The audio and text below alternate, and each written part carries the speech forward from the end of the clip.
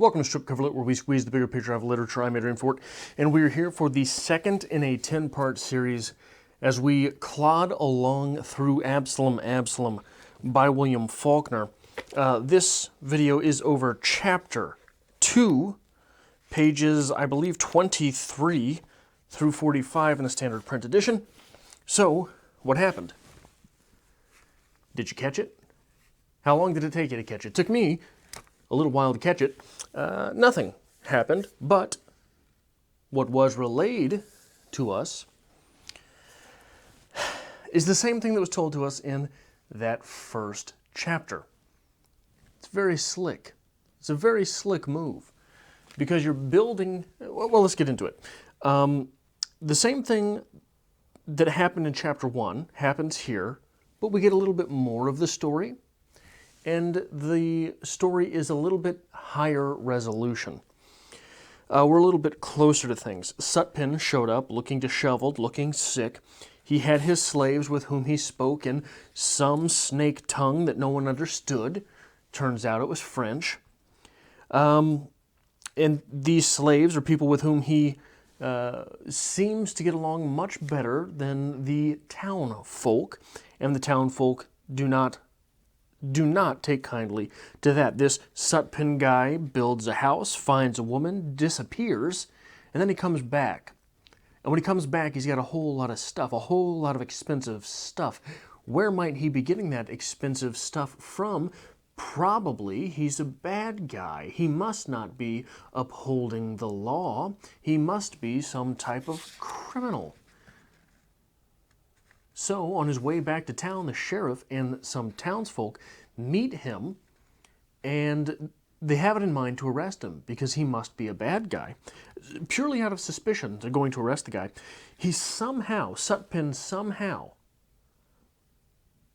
is tailed by, instead of just, they confront him and arrest him. And maybe this is because of the way that the narrative is set up. Maybe it's something that I have misunderstood. It seems they confront him, and then he says, "What are we doing here? You got a problem?" And then they just follow him as he goes, and he buys some clothes, and then he goes, and he proposes a marriage to Mr.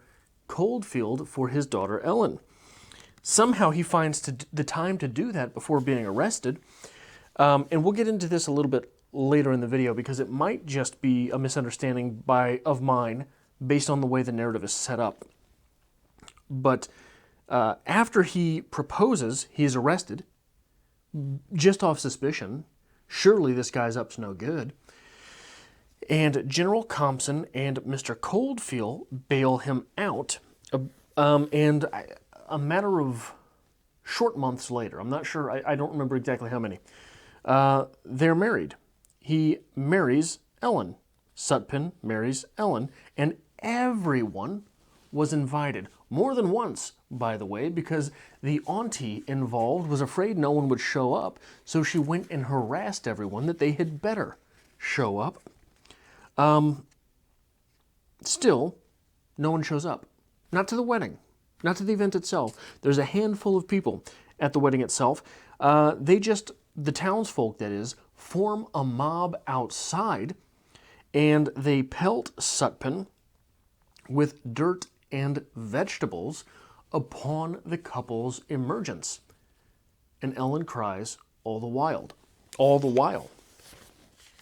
For some reason, I can't get the D on Coldfield, but I put wild instead of while in there, huh? So what's going on here? What's happening here? Here's the thing that sort of drove me crazy here and why I might have a mistaken turn of events here. The first chapter in this, or the first paragraph in this chapter ends with the sighting of Sutpen.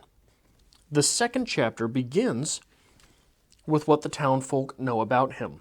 And it ends, the second paragraph, with General Compson's son. The third paragraph begins with how they would learn about Sutpen, and it ends with the French architect. The fourth paragraph begins with the legend of Sutpen's slaves. So what we're doing, what is being given to us, again, like I said in that first video, this is just how people are talking. This is a transcribed text, if you will. It is not a book. It is a speech. This is oral history, oral tradition. This is how legends are built, mind you. Legends are not built through the written word, but through the legends as they are told. Just a minor little story about this. Barry Sanders in the NFL retired, I believe, in 1999. I think that's when he retired. The last legend that will ever play in the NFL. Why? The 2000s, the aughts, were when the internet exploded. Everyone who was a football fan had a different Barry Sanders play that they remembered that never really happened, that they had seen in some highlight package. And they would tell them, he broke this one guy's tackle 4 times before the rest of the defense got there, and then he ran around them too. This is an oral tradition of how the legend of Barry Sanders was built, because the memory would have to suffice. There was nothing to check. Now, all the NFL stars, all the sports stars, they are not legends, because you can quickly and accurately pull up any play from their history. YouTube has all the highlight reels, all this, all of that. Legend building is done through oral tradition, and that's what we're doing here. We're building legend. We're building the legend of Sutpen so far, having been given the same story through 2 different voices, that of Rosa Coldfield and that of Mr. Compson. What is his name? What's the boy's name here? I'm blanking all of a sudden for no reason. Anyway, his father. In fact, he, what is his name? Does not even exist in this chapter, really. Quentin. Can't believe I couldn't remember his name. Quentin, what was the last you heard from Quentin in this chapter? Doesn't exist, not here. This is basically a diatribe out of the mouth of Mr. Compson. However, Quentin's lack of implication seems to be from him going along with the story. Mr. Compson seems to be a lot more forgiving than Rosa Coldfield. Still, in his narrative, we have things that pop up like this.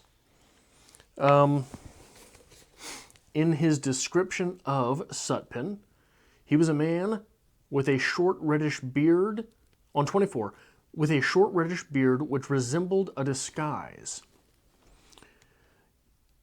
This is an age before pictures.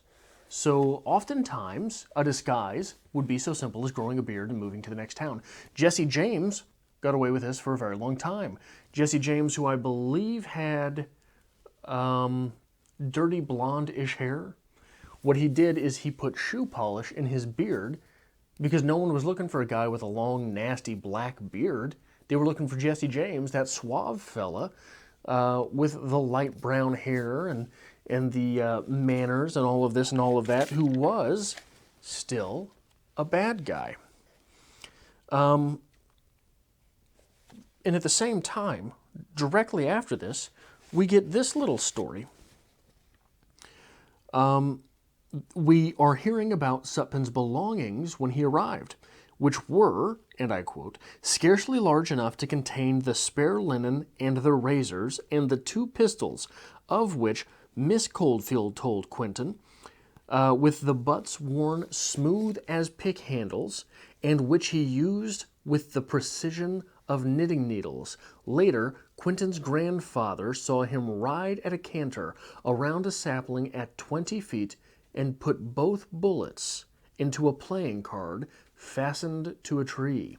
This, again, sounds a lot like a legend that springs up around someone like Jesse James. Further, on 33, there were more men than women, even, who pictured him during this absence. This is before he comes back. This is as he disappeared.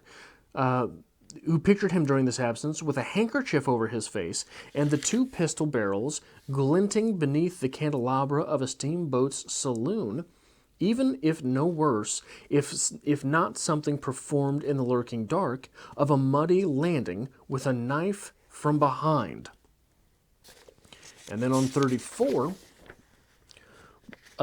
this is as he is returning with that bounty of expensive things. Someone broke in or busted into the Holston house one evening and said, "Boys, this time he stole the whole darn steamboat." This is not a guy held in high regard, but is certainly approaching legendary status already. You don't assume those things of someone whom you do not believe capable of them. You do not say that the town fool went and stole a whole darn steamboat and is a-bringing it back, do you? No, this guy... respect is a word that is, I believe, often misused. This is respect. Respect does not mean like. Respect is earned, as my boomer status might require me to say. Respect is earned. When you respect, this is another cutesy phrase that I learned from one of the smartest guys I knew a long time ago. When you respect, you expect.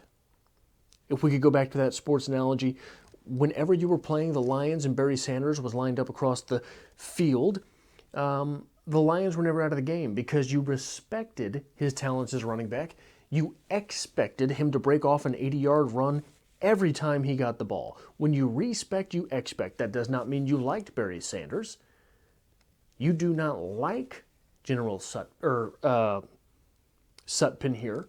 You just expect that he was capable of some pretty darn mean things, some pretty darn incredible things.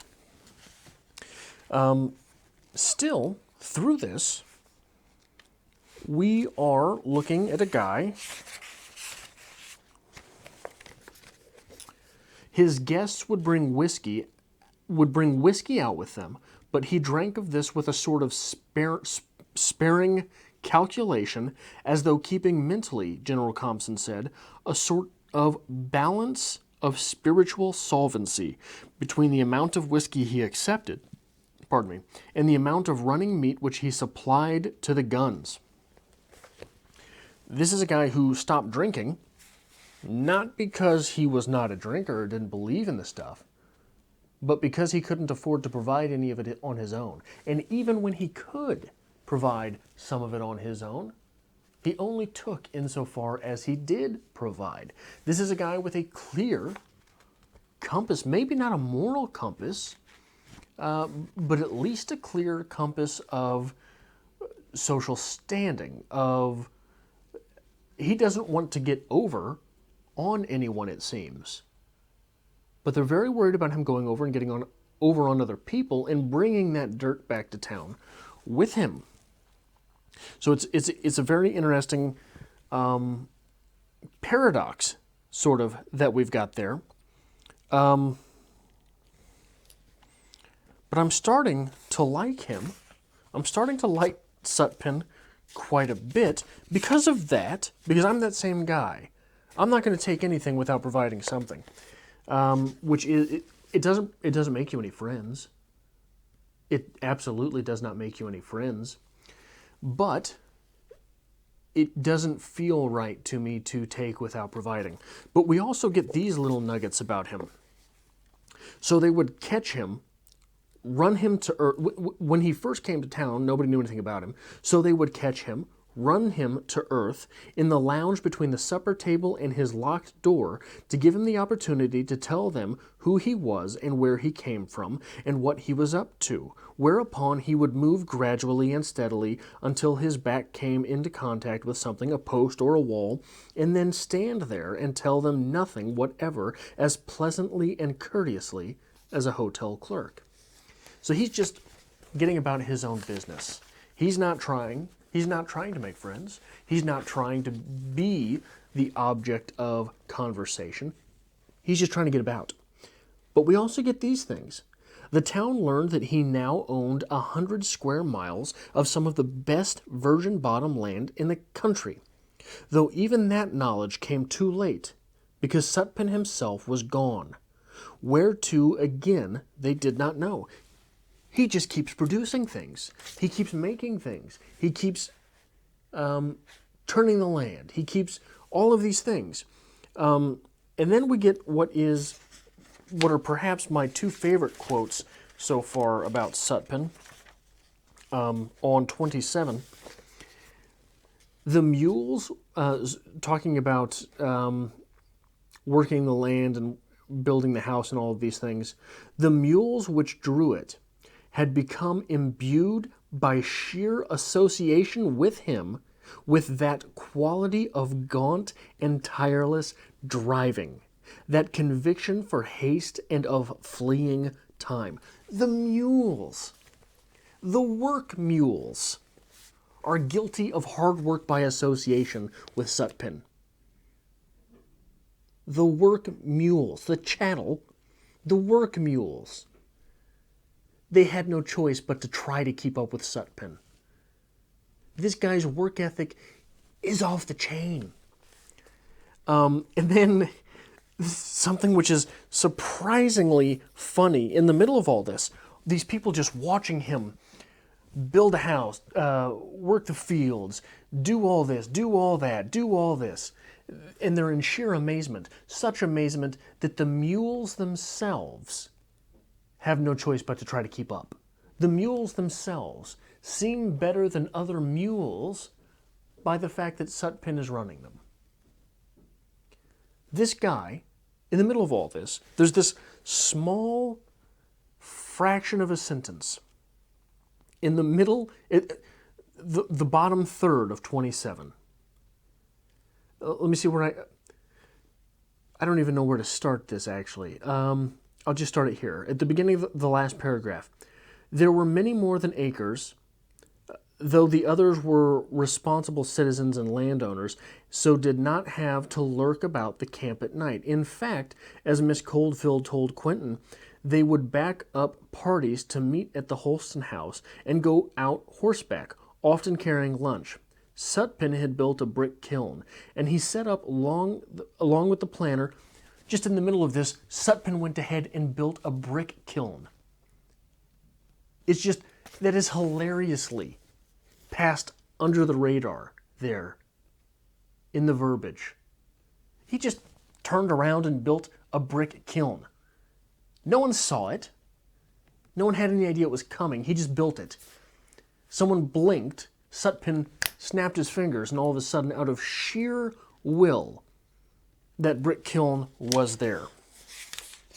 And later on 31 into 32, for 2 years it had, because the town now believed that it knew him, for 2 years it had watched him as with that grim and unflagging fury he had erected that shell of a house and laid out his fields.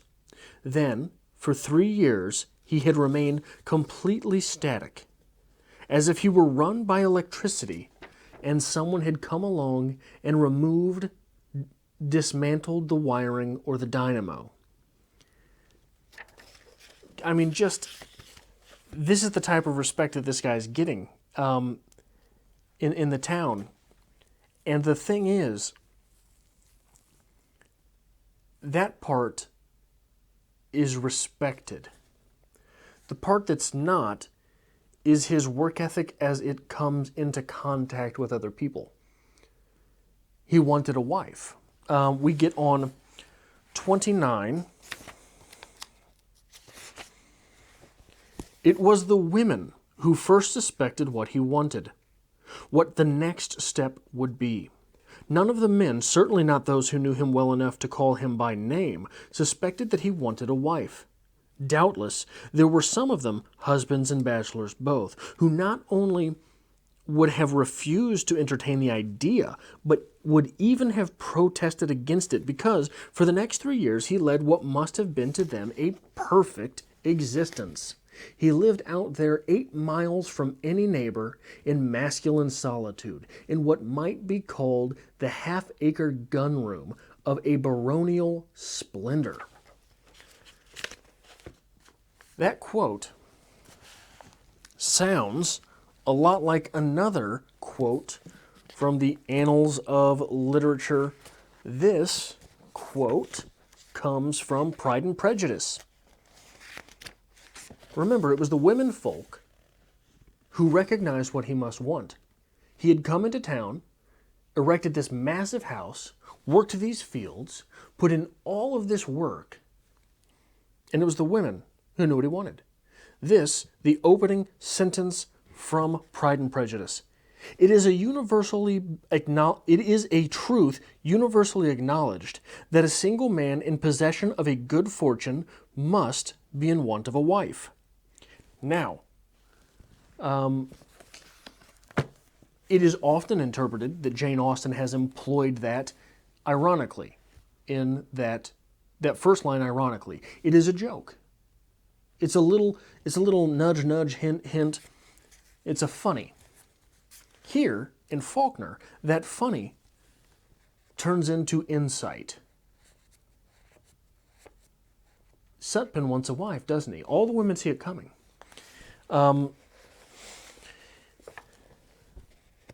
He's checked off all the boxes and must want a wife.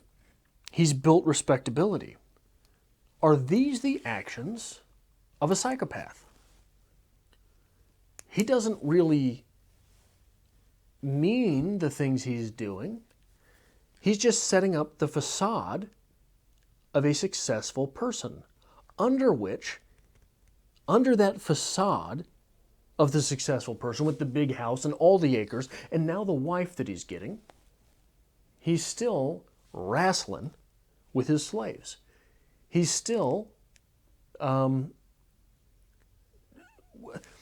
don't know. It seems to me that there are conflicting reports on, it seems to be stated in the first chapter, no, it seems to be stated here in this chapter, that once he's got that wife, everything flips, and he doesn't see anyone ever again. He doesn't host the gambling parties or any of that. But in that first chapter, he already had kids when Ellen catches him wrestling. So I'm not sure exactly what's going on there. I'm almost sure it's my own faulty reading employed there. But it is interesting. Are these the actions of a psychopath? I think that's something definitely to something that warrants watching moving forward.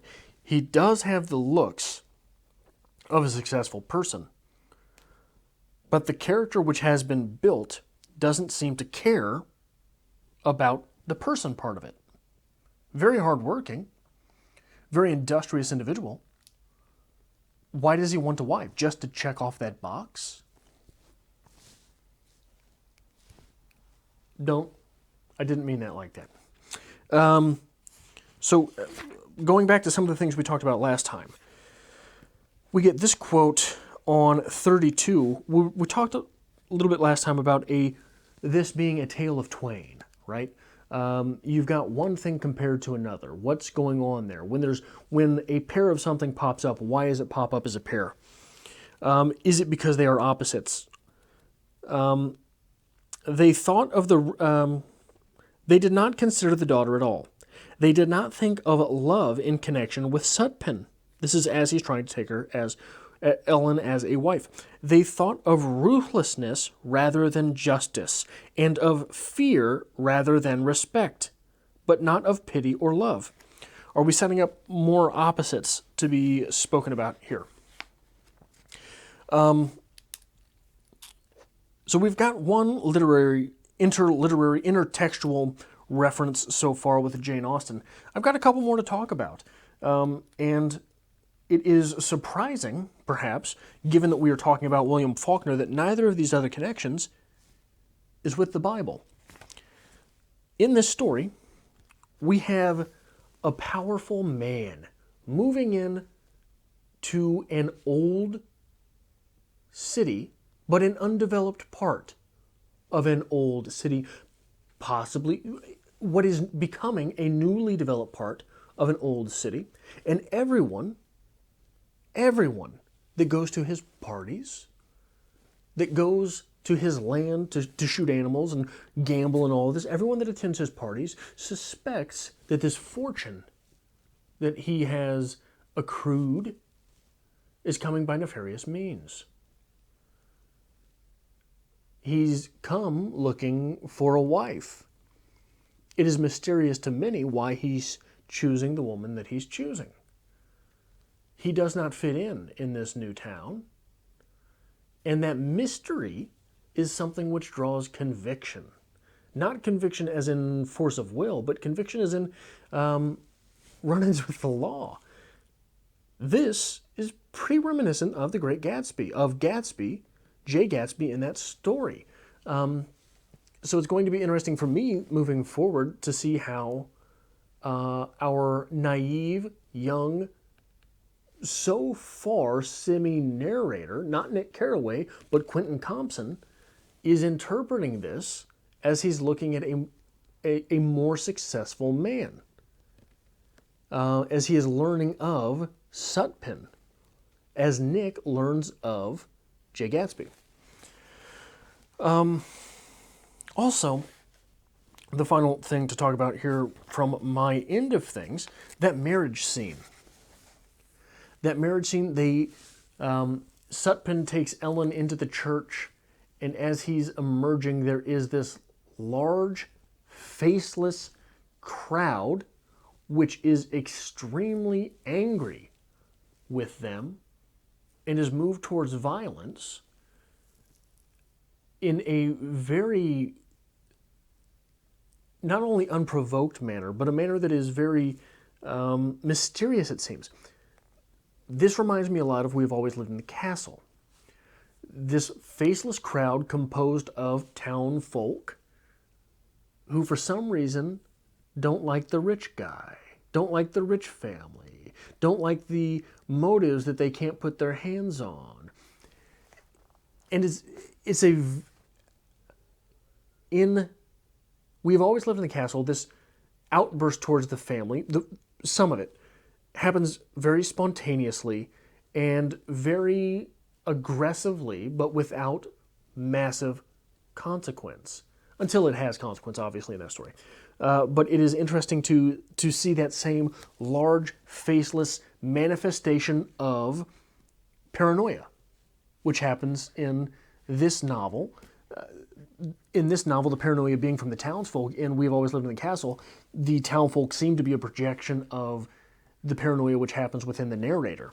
So that's all I've got for this episode. I hope to see you back next time for Chapter 3, which in the standard print edition I think runs from 46 to page 69 of Absalom by William Faulkner.